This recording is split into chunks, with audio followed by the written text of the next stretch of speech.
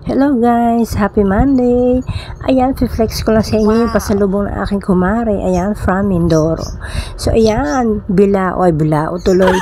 Bukayo na nasa bao. Nakatry na din ba kayo ng ganito? At meron din siyang sesame seeds na toppings. So ayan, diba? Ang sarap-sarap niya tingnan kasi nagmamantika. Hindi naman siya masyado matamis. Oops, unang subo.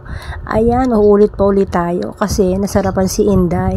Ayan, pangalawang subo. Sarap talaga. Hindi gaano matamis kaya hindi siya nakakaumay. Masarap ito after mo kumain ng kanin para mawalang iyong umay. So ayan, mukhang mauubos ko tong isang buong bao ng bukayo.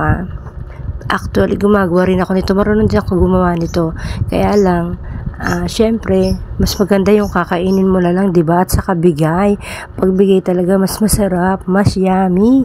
At saka masarap kainin with love. Ayan, thank you for watching sa aking video.